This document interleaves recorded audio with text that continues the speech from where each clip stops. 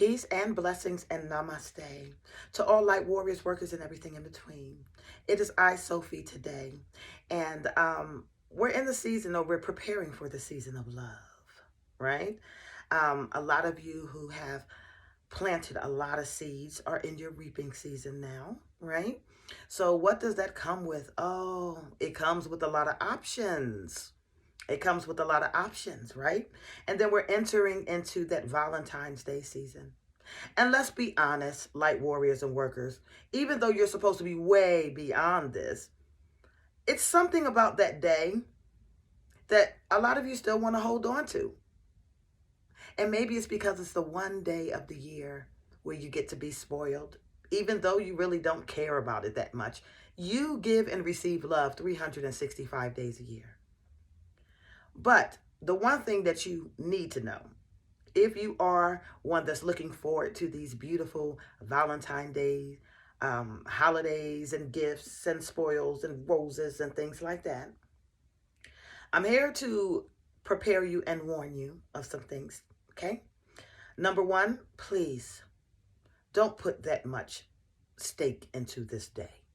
Okay, it's not really that important. We give and receive love 365 days a year. And what's more important is if you are being juggled, if you are in a third party situation, if the person that you are expecting to receive all of this love with is entertaining other people, you will find out on this day. Why? Because typically they can't be in more than one place at the same time. And if you are the actual juggler, if you have more than one option, my advice to you would be on this day, disappear. Don't spend it on anybody. Spend it alone, okay? Give everybody the same excuse. This is Valentine's Day, and I am loving myself. And while you are in that, you need to go ahead and make a decision before it comes back and bite you in the tail, all right? But going back to the options, right? That's just a little fun. That was just a little fun.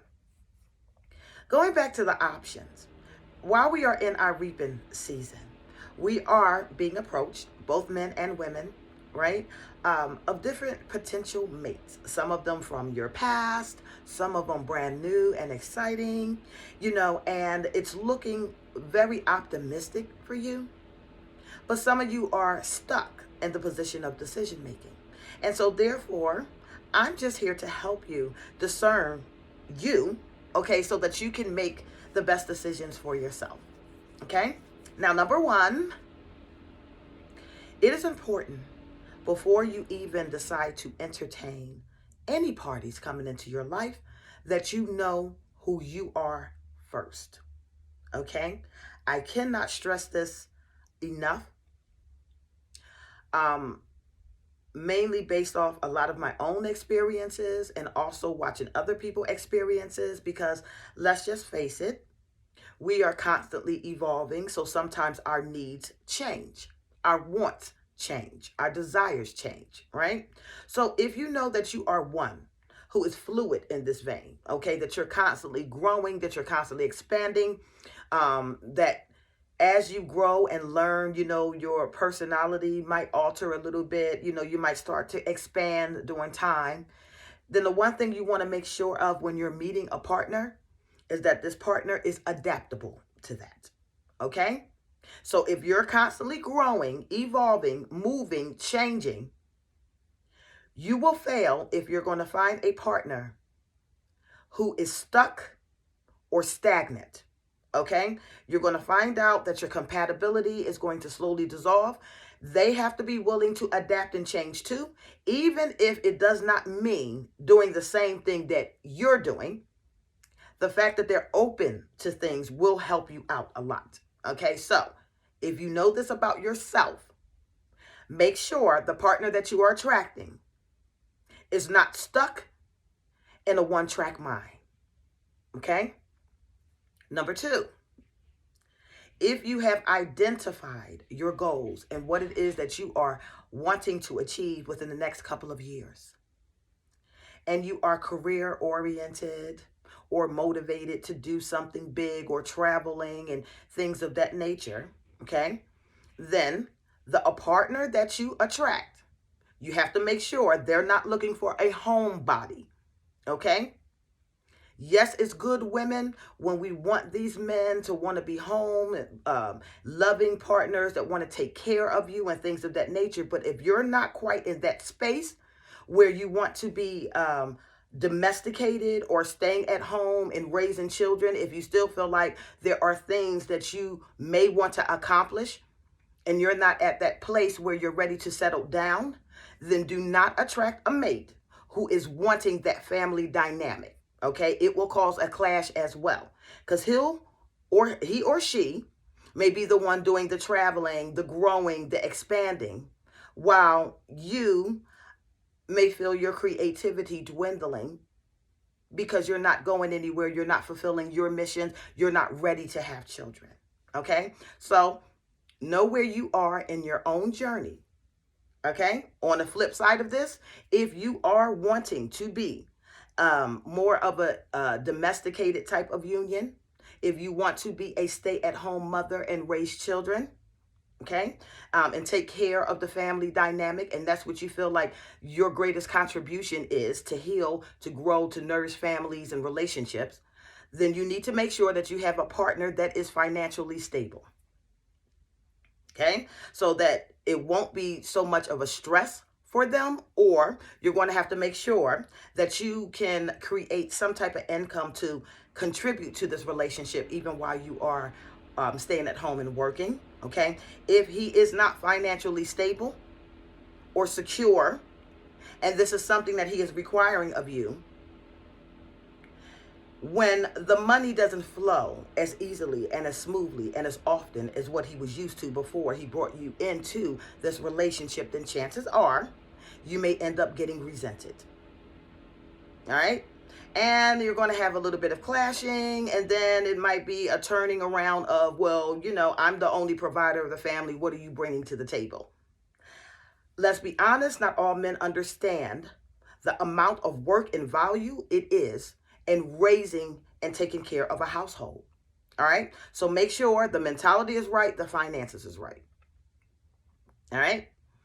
Number 3, learn to accept what is being presented to you the first time. Okay?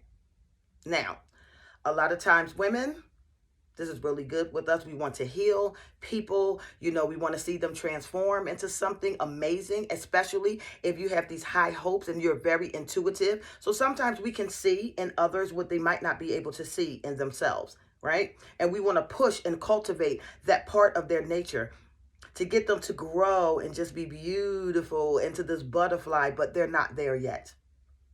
All right? Or maybe they don't see it in themselves and it's not a place that they're willing to take a risk on. I don't want you to disappoint yourself if that person does not go along with what you think that they should be, okay? Some conclusions have to be come to on their own. Nobody changes based off of you wanting them to. People only change when they feel like they need to, or they have to, or is presented with a circumstance that's not giving them another choice. All right? So don't spend too much time trying to create man A to be like man B. All right? It's not going to work. Okay. Number 3, I'm sorry, moving on. We don't want to also get into the habit of learning what emotional manipulation is. Okay? Because some of us went through a lot of emotional and mental manipulation.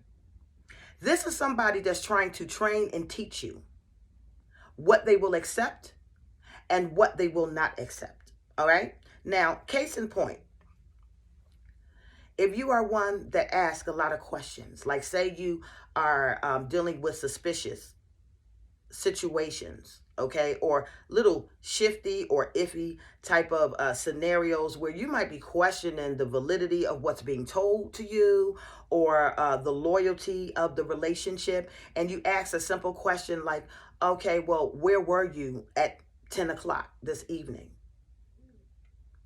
If that partner becomes very, very defensive and starts accusing you of not having trust in them, It's deflection, okay?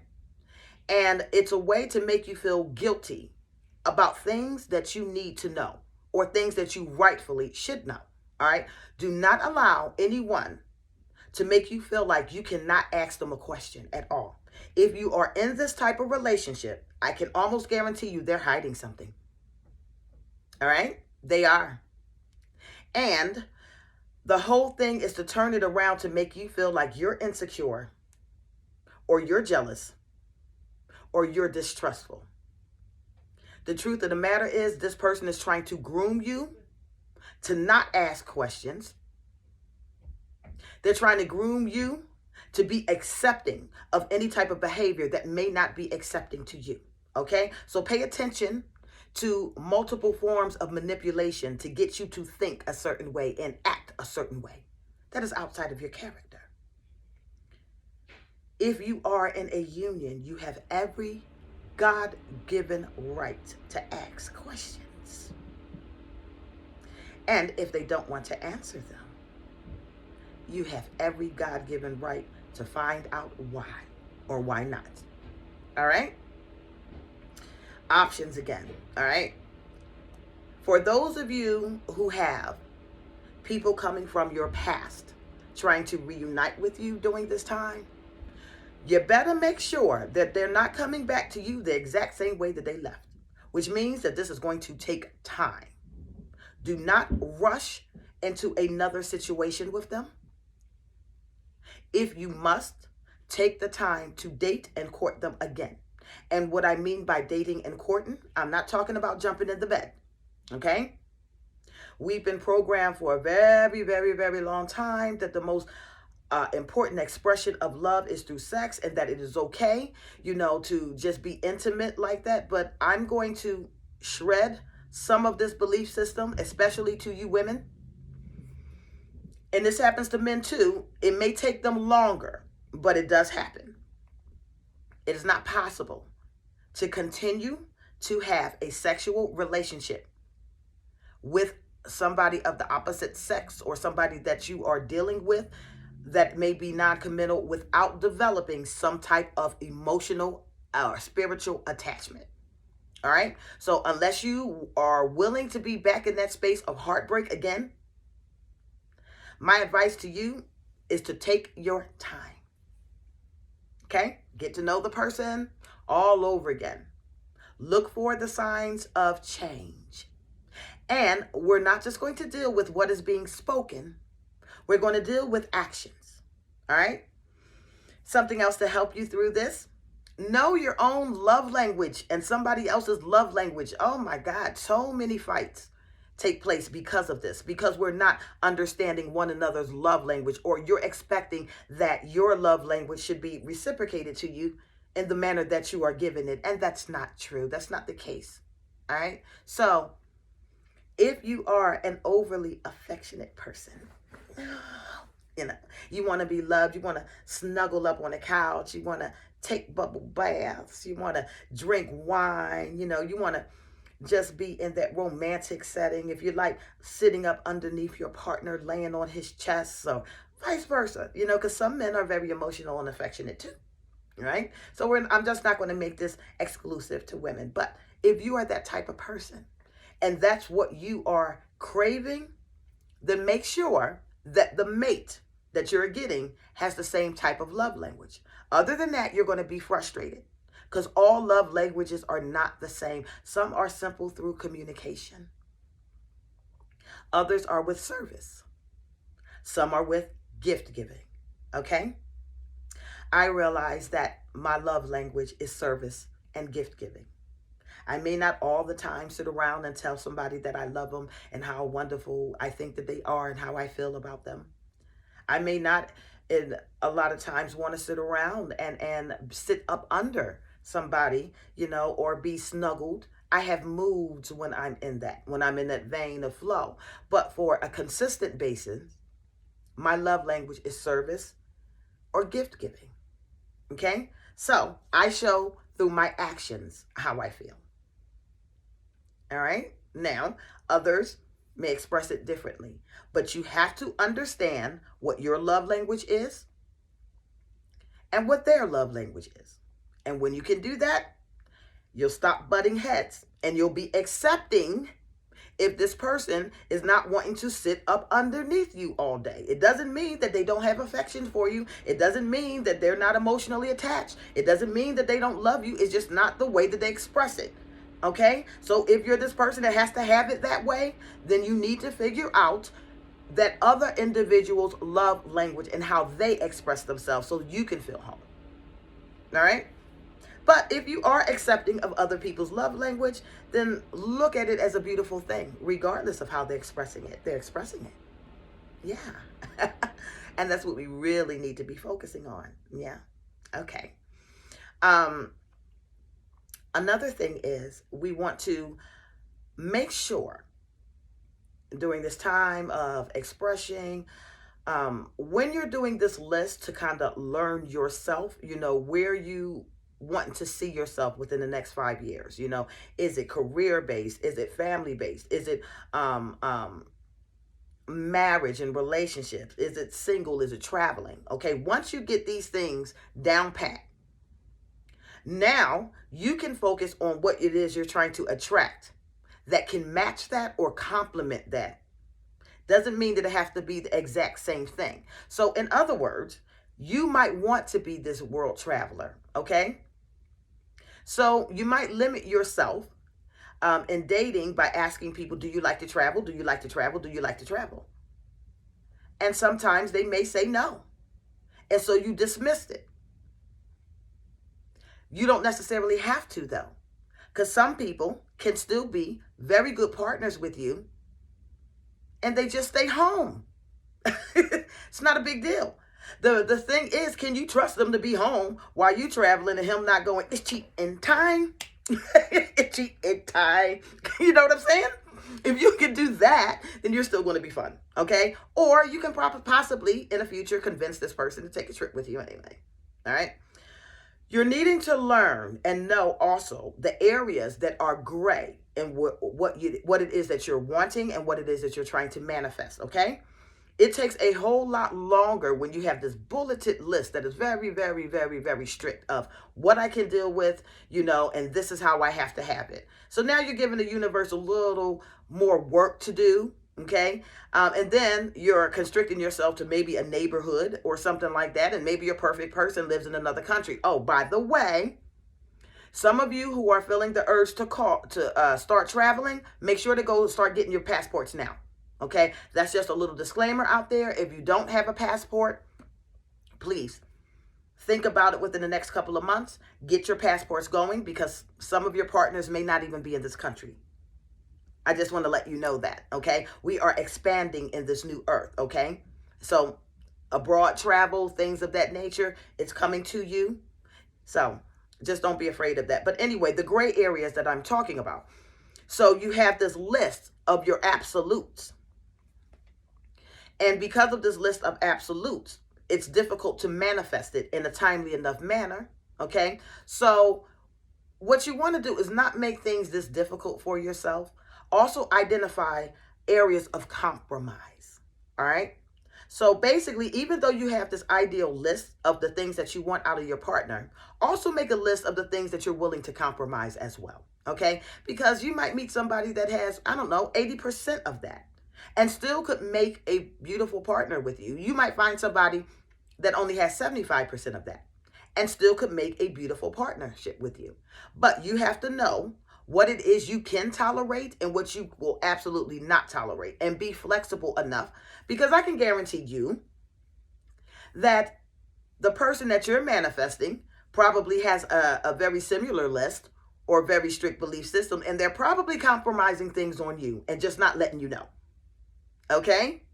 Just because he doesn't come out and say, listen, I really don't like this, but the fact that I like you, I'm willing to do it. He's not going to come out and say that to you. And, we talk a little bit more. We might come out and say that to them, like, I don't like this. I don't like when you do that. I don't like when you leave the toilet seat up. I don't like the fact that you don't wash the dishes behind yourself, okay? And they just end up piling up in the sink. And now you're not going to touch them. You got to wait for me to clean the entire kitchen when all you got to do is watch out, the glasses as you go, and we don't have this issue anymore. You know what I mean? You might have issues with, I don't like the fact that, you don't take a bath every day. There could be anything that you're compromising on, okay? But remember, they're compromising some of the things about you too, okay? So if you two can meet in the middle and just be like, okay, I don't like what you're doing, but it's not enough for me to walk away or to miss out on the love that I have. All right. Find these areas, these gray areas of compromising. All right. Now, it is also important when you are pulling from one of these options of who it is that you want to be a mate with you, see if they have the ability to spend time with self and to be alone. Okay. If you are finding that you are pulling relationships or mates that seem to jump from one relationship right into another one without even taking the time to heal, to cleanse themselves, to figure out who they are, they're not going to have all of the attributes that you're needing because they have not discovered themselves yet. Okay. So when their mind starts to change, when they start to look at things differently, it's going to leave you hanging and stuck because they didn't take the time out to really evaluate their own life and their purpose and their goals anyway. Okay. So it might happen during your relationship. And once it happens during your relationship, you're finding out now we don't really have as much in common as we thought we did. So then you start to split apart and somebody gets hurt. Okay. So make sure that the person that you're thinking about bringing back into union with you or that wants to be in union with you is okay being alone. All right. Another thing that can happen when they're not okay with being alone is not only do they bring unnecessary baggage into your new unions, but they also will carry or display characteristics of codependency. All right. And ultimately, we don't want codependency. All right. We want everyone to be whole and well and full of self-love so that you have this thing to give and to offer to somebody else. You cannot offer genuine love to anyone if you don't love yourself or even know what it is. So people need to take time to do that. Okay. I'm preaching to the choir right now because I had to go through some of these lessons as well. Right. And so now that I have been through them and I understand how they operate, it is not for me to sit around and make the same mistakes again because I'm going to have a keen eye on these options. I am watching you guys. I am. Okay. And y'all need to be watching your options as well. Okay. Here's something else. Now, we are both filled with masculine and feminine energy. All right. And ultimately, we want to be able to balance these different polarities when necessary or completely unify them and become a complete being, knowing when to tap into what principle at what time. If you're finding yourself attracting masculine energies or men, this is for divine feminines. I'm going to do divine masculines too. Okay. But, let's just encompass them both. Energies, whether feminine or masculine.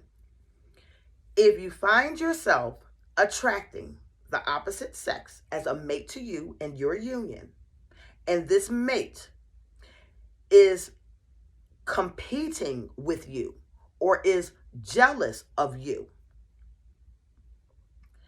this is going to be hard for me to say this to you, but you will figure out that what it is that I'm saying is true. This means that their dominant trait on what it is that they are thinking or how they are processing information is coming from the opposite polarity of what their gender actually is. All right? Here's what I'm trying to say to you. Divine feminines, if you get a man who is jealous of you and you are a woman, or who is competing with you and you are a woman, his dominant trait is feminine energy. All right? There is really no reason why men need to be competing with women. Hell, even in the animal kingdom, when you see dogs fighting, typically a male dog does not want to fight a female dog. It's not embedded in his nature. They will go at it with each other, but when you see a male dog and a female dog getting into fights, it's the female dog that's being more aggressive, and the male dog really doesn't want to fight but may have to defend themselves, okay? So the dynamic between male and female shouldn't be competitive. The only time that it is, and you attract a spouse that is jealous or competing with you, their dominant trait is equivalent to yours. All right? Same thing with you males. If you are entertaining a woman and that woman is jealous of your success or competing with you in your success, they are operating in the masculine principle, not the feminine. All right? Women, same thing with you. He's operating in the feminine principle, not the masculine. Okay? So they have to be balanced, and you have to figure out why it is that my own partner that's supposed to be complimenting me, see, we're a puzzle piece. Right? We're a puzzle piece. We're supposed to fit. But we're bumping. That's the polarities that are in the same energy that is repelling like a magnet. All right? Somebody has to flip around for it to work. All right? Now, on the flip side of that, there is healthy competition in unions between men and women. All right? And this is when it can get fun. All right? Now, you can have a union where both of you are successful, or both of you are strong, or both of you have gifts and talents that you want to share to the world. And you can compete with them in a way that is healthy, okay? That is fun, that is designed to push one another to the highest potential. Okay? You write a book. Oh, I got mine published. He's okay. Well, I got a book too. They write too. You see what I mean? You get a platform, they get a platform. Okay? But during this time, you're both supporting each other. And it's not so much of a one-up of it as it is complementary. All right? So the healthy competition will push one another to the greatest potential, and then high five at the end of it that we finally got this done, that we accomplished, and we're going to celebrate with one another while we're pushing each other to do better, right? The unhealthy competition is rooted in malice and envy, okay? And they really don't want to see you do better than them. They really don't want that. Like that drives them crazy. The fact that you can get something done, now they're pushing hard to one up you. So one is seeking to one up you. The other one is seeking to push you up. Know the difference, okay? Don't bring any of that mess into your new unions. You worked too hard to clear out everything that was holding you back. You worked way too hard to understand who you are and what you came here to do, and you have worked way too hard to heal your heart and get yourself back balanced just to be taken backwards again. It is important for you to start discerning and learning through every last one of your relationships. See and understand which patterns have been repeated and why. Okay? And then maybe for Valentine's Day, if you still believe in it, that is. It's up to you. You want to go on vacation or something like that? Fine. But if you do these things, understand these things, reflect on these things, you'll make the best decision when this day comes along. And you will make a very good decision on the partners that you pick for yourself. Okay? So, ultimately, we want to grow in relationships. But we want to grow together. We don't want to hold each other back. We don't want to compete and sabotage one another. We don't want to lie and manipulate one another. And here's the last thing. Here's the last thing. So important to you. And they kind of go hand in hand. And I want you to pay attention to this. If you have a partnership that is coming across very prideful or arrogant towards you, controlling towards you, this is a false sense of self. It is the mask. Typically, the energy behind it is very insecure. And that's the area that you need to try to heal. If you want to take the time out to do that, that is. All right? Some of you may be beyond trying to heal somebody, okay? But some of you are still called to heal. So, somebody that's coming across is controlling and arrogant and prideful, that's the mask that they put onto the world, because in the inside, they're wounded still. They're insecure. You have to know this. Now it's up to you on whether or not you want to address it. I would say to you, if they're not willing to put in the work to heal or to even expose that portion to you, then chances are you won't be able to heal it. And I will say, run. However, if it is someone that you know is willing to change, wanting to change, but may not have the ability to pinpoint the areas that need addressing, help. And you can still help somebody without being in union with them. Okay? Helping and healing and loving somebody does not necessarily mean that you have to be in a relationship with them. Sometimes you have to learn how to love and help and heal people from afar. Okay? That's all the Valentine's Day tips that I have for you, and relationship tips that I have for you today. Learn yourself first. Take breaks between relationships and don't allow anyone to come into your sacred space bouncing from relationship to relationship. If they can't be alone, then they're codependent. If they can't be alone, then they can't heal. Okay? Look at certain warning signs, tactics of manipulation, grooming or training, accusations, pride, arrogance, too much ego. Find out these type of things, pay attention to them, see what it is that you need to address, spiritually, intuitively. You don't have to say anything to them. Understand the different levels of competition, what is healthy for you in your relationship versus what is absolutely toxic.